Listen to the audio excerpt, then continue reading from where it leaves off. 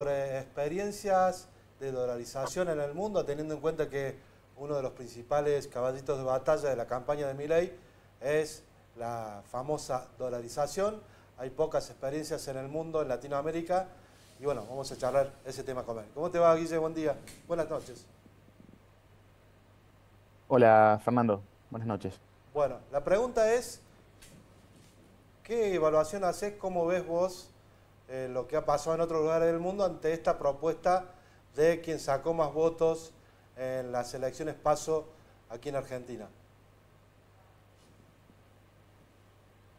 Perdón, se cortó la pregunta, no sé si es qué se dice La pregunta o es, cuál es la ¿cómo experiencia. ves la circunstancia de este planteo de la dolarización que ha hecho Milei? Cómo ha sido la experiencia en otros lugares del mundo? A ver, las experiencias de dolarización en otros lugares son bien puntuales, bien especiales, bien específicas. Se han hecho en países pequeños, países muy abiertos, mucho más abiertos que Argentina, mucho más pequeños y en general mucho más integrados a la economía o al ciclo económico, mejor dicho, de Estados Unidos que Argentina. Entonces, No escucho. eh, esa es una duda inicial que uno puede tener acerca de la dolarización. El problema de a ver, la gran ventaja de la dolarización es básicamente eliminar la incertidumbre cambiaria. El problema del tipo de cambio o de la incertidumbre respecto al tipo de cambio desaparece. Entonces las personas saben de alguna manera cuál va a ser el valor de su moneda, que va a estar atado fundamentalmente a la inflación de Estados Unidos. El gran problema de la dolarización es que el país pierde la capacidad o pierde una buena parte de su capacidad para aislarse de shocks internacionales. Entonces, los países que están dolarizados o que no tienen moneda propia, por ejemplo, sienten mucho más las crisis internacionales, de las cuales en los últimos años ha habido muchas. No pueden reaccionar, no pueden amortiguar el efecto de esas crisis. Además de que hay que implementar a la dolarización y eso también es una enorme duda. Eh, para, para dolarizar una economía como la Argentina, como cualquiera, hay que tener dólares. Y en este momento, por lo que se dice, el Banco Central no tiene en sus reservas la suficiente capacidad de dólares para implementar eso. Entonces hay que conseguirlo y eso es una de las grandes dudas que existen. Buenas noches, Guillermo. Y además, allá de quedar atado, digamos, a las crisis externas, también queda con muy pocas herramientas ese gobierno para financiarse internamente, que es lo que ha hecho hasta ahora Argentina para cubrir su déficit, ¿no? ¿Cómo se gobierna? ¿Cómo han resuelto el tema del funcionamiento de la economía interna y del dinero que le falta al propio Estado los países que han concretado procesos de dolarización? Bueno, a ver, esa es una de las presuntas ventajas que tiene la dolarización, es decir, atar a los gobiernos, o mejor dicho, condicionar la conducta fiscal. Si el gobierno no puede emitir para financiarse, entonces va a ser muy cuidadoso con sus cuentas. El gobierno puede efectivamente tener déficit que no pueden ser sostenidos, es decir, que esos déficits transitorios deben de alguna manera compensarse con superávits futuros y, la- y, la- y la- y el endeudamiento que tenga el gobierno está directamente vinculado a la capacidad futura que tenga de cobrar impuestos. Entonces, justamente una de las ventajas que dicen los que proponen la dolarización, que tiene la dolarización, es condicionar la conducta fiscal. El gobierno se vuelve cuidadoso. Guillermo, el otro tema que ha planteado como propuesta es cerrar el Banco Central. ¿Qué escuchas vos cuando alguien te dice hay que cerrar el Banco Central de O un sea, a mí país? a priori me parece una locura, Pero bueno, a ver, no hay ningún país que no tenga Banco Central. El Banco Central es, primero, más allá de la función que tiene de manejar de alguna manera o de garantizar el funcionamiento o el valor del tipo de cambio, el valor de la moneda local, tiene una función importante de supervisión bancaria, de supervisión del sistema financiero. Entonces, eh, la razón por la cual uno deposita su dinero en un banco comercial es porque cree que el sistema va a ser estable y que cuando uno vaya a buscar su dinero, el banco comercial se lo va a dar. Y la garantía detrás de eso, la garantía de que el sistema efectivamente sea estable es del Banco Central. Entonces, uno podría eventualmente, que tampoco hay muchos casos de eso, eliminar o mejor dicho, mantener esa función de supervisión bancaria del Banco Central y eliminar las otras que tienen que ver con la defensa del valor de la moneda. Eh, Efectivamente, los países que han dolarizado, de alguna manera el Banco Central resigna esa capacidad. Pero la supervisión bancaria no puede eliminarse nunca. Cae el sistema financiero. Los procesos de dolarización que has podido estudiar u observar, ¿cómo fue el mientras tanto, el proceso de implementación en sí? Milei está diciendo por momentos 9 meses, por momentos 2 años, habla al mismo tiempo de privatizar todas las empresas públicas.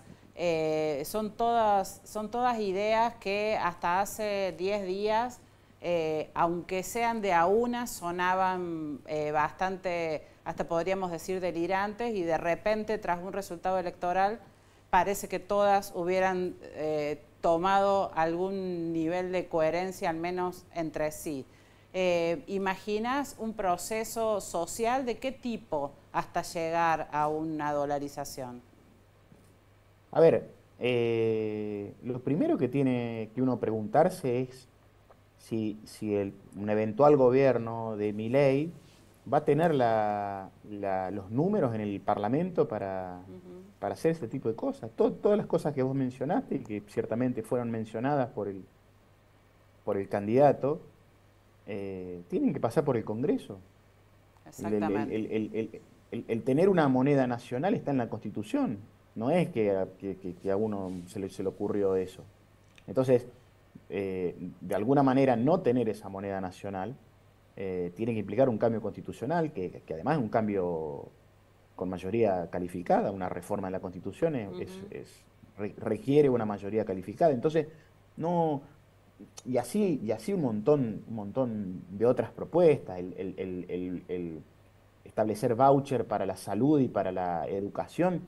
Eso, la salud y la educación en Argentina son resorte de las provincias, la Constitución Nacional dice que son de las provincias. Exactamente, Entonces, para no hablar de que ¿cómo? dice que va a derogar el artículo 14 bis de la Constitución, por ejemplo. De nuevo, no sé, o sea, todo eso lo podría hacer, pero tienen que reformar la Constitución. Y ahí es cuando uno se empieza a preguntar si va a tener los números o si va a derogar la Constitución, no sé. No sé, podría ser un referendo también para cambiar la Constitución o para cambiar ciertos artículos de la Constitución, pero el referendo No son vinculantes, Claro. no es exactamente. una herramienta legal en Argentina. Entonces, Bueno, el no, la máximo verdad no. temor es que ese modelo vaya acompañado de algún sistema político que sea parte de los mandatos constitucionales. Eso Está bien, es lo pero más alarmante, digamos. está bien, pero también puede pasar lo contrario, ¿no es cierto? O sea, hoy escuchaba un analista que decía que en el mejor de los mundos posibles, o sea, que lo voten todos a Milei prácticamente, va a tener un tercio de las cámaras, menos de un tercio, perdón, de las cámaras, de ambas cámaras. Con menos de Guillermo, un tercio uno está a merced de un juicio político en cualquier momento. Exactamente. Entonces, a menos que se llegue a algún tipo de consenso o que se establezca algún tipo de diálogo, este, mi gran temor es que esto termine en una solución o un desenlace a la peruana o a la ecuatoriana, donde el Parlamento básicamente o expulsa al presidente, Claro. al presidente o lo vaca, como dicen los peruanos, Claro. o como el caso ecuatoriano, con un mecanismo constitucional, se llamó elecciones anticipadas, que Argentina no lo tiene. Entonces, de nuevo, es una enorme incógnita cómo va a ser un gobierno con una minoría. A ver, no solo con una minoría, sino con una actitud tan confrontativa. A lo mejor después se modera, pero básicamente si uno gana y tiene menos de un tercio del Parlamento, se tiene que sentar a conversar con la Guillermo, casta. vivís en un país en el que también hay una profunda grieta y que la elección estuvo polarizada y que gobierna el PC, el Partido Comunista, y que asimismo se mantiene una estabilidad económica. Estamos tocando de oído porque estamos del otro lado de la frontera, pero de la cordillera, digo. Pero primero, ¿cómo se ve el fenómeno Milei desde Chile, por un lado, y después cómo se hace para mantener esa estabilidad que vemos nosotros, que no sé si es tan real, pero bueno, te quería preguntar eso. Sí, una corrección, ¿no? Acá gobierna un frente del cual el Partido Comunista es parte. No es ni siquiera el partido que tiene mayor cantidad de gobierno la mayor cantidad de parlamentarios. Es un frente de izquierda o de centro izquierda, en el cual el Partido Comunista es una parte. Y de hecho, el presidente Boric actual, cuando fue a primarias, derrotó al candidato del Partido Comunista. Es decir, Boric no es comunista. Pero más allá de eso, acá Milei se lo ve primero con estupor, después con gracia, y después yo creo que igual los medios y los políticos chilenos, la mayoría, porque hay una parte que lo ve con simpatía, ciertamente, pero están consternados. Este tipo de elecciones tienen un efecto regional. Y se ve que son este tipo de personas, digamos, este perfil de políticos son cada vez más comunes en la región, y polarizan internamente a los diferentes partidos.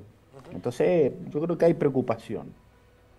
Y respecto de la estabilidad de Chile, la estabilidad de Chile se asienta en instituciones que tienen una gobernanza diferente, perdón, cuya gobernanza no depende del ciclo político. Por ejemplo, el Banco Central. El Banco Central chileno es absolutamente autónomo, completamente autónomo.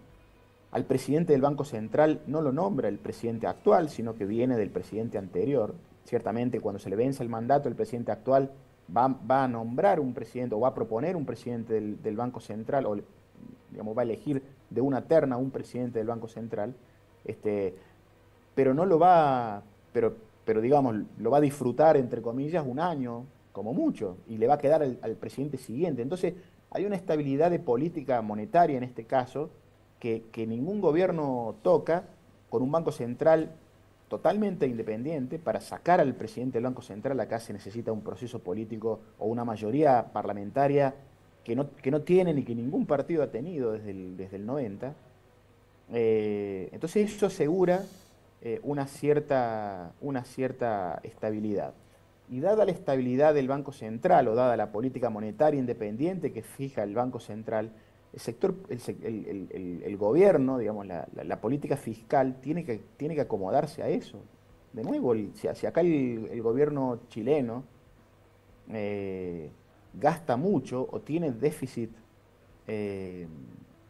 mayores a los esperados, el Banco Central no le pasa un peso, tiene prohibido prestarle al gobierno. Claro. Guillermo, Entonces, se tienen que portar bien, por decirlo de alguna manera. Guillermo, sos un estudioso de los sistemas de salud. ¿Conoces bien el sistema de salud argentino? ¿Qué sensación te genera escucharlo a Milei diciendo hay que financiar a los usuarios y no al sistema? hay que privatizar, que es la palabra que está en auge, para un sistema de salud que es referencia para muchos países de América Latina? De nuevo, me parece una locura, o sea, es fruto de un desconocimiento absoluto de cómo funcionan los sistemas de salud. En primer lugar, la idea de darle voucher a la demanda se probó en algunos lugares en los 90, sobre todo en la época del auge neoliberal de las políticas del consenso de Washington. Se probó en algunos países de África, en algunos países de América Latina, impulsado por el Banco Central, por el Banco Mundial, y fue un estruendoso fracaso. Y de hecho fue rápidamente abandonado. Las personas, cuando vamos al médico, no tenemos la información suficiente, no tenemos los conocimientos suficientes para saber qué debemos demandar, ¿sí? No sabemos. Yo cuando voy al médico confío en que el médico me trate bien, o me cure eventualmente, pero no tengo información suficiente como para decir si ese tratamiento es el adecuado o no. Entonces, ¿cómo me van a dar a mí, de alguna manera, el poder de elección en un mercado que tiene enormes asimetrías de información, en el cual el consumidor o el paciente no tiene información? En segundo lugar, eso implicaría una competencia entre centros de salud que para algunos niveles de atención es una locura. Hay centros de atención que están especializados en, por ejemplo, trasplantes o especializados, o que tienen una capacidad instalada, no solamente física, sino humana, en ciertas prestaciones. Entonces, ¿qué se propone? ¿Cerrar esos lugares, desfinanciarlos, que se financien con lo que el público quiera? Imagínense que va a haber eventualmente una proliferación de lugares que no tienen la capacidad de prestar o de realizar ciertas prestaciones, y que van a intentar hacerlo para capturar parte de esa demanda. Y tenemos casos de mala praxis o casos de cirujanos plásticos que hacen cualquier cosa, básicamente porque las personas no pueden juzgar adecuadamente si eso es lo que hay que hacer, si esas son las prestaciones, o los implementos, o los dispositivos, o las drogas, o los insumos adecuados que se utilicen. Entonces, tiene que haber una supervisión, una rectoría pública que de alguna manera tiene que ordenar la forma en que la demanda o que los usuarios utilizan el sistema de salud. De nuevo, yo creo que de todas las propuestas que he escuchado de Milei, la peor de todas, digamos, la que tiene menos sentido, es la de salud. Guillermo, te agradecemos muchísimo el contacto y bueno, te vamos a tener seguramente cuando necesitemos un poquito más de tu conocimiento. Muchas gracias. Dale, muchas gracias a ustedes. Buenas noches, gracias. Bueno, seguimos, vamos a un pequeño corte y seguimos con otra entrevista.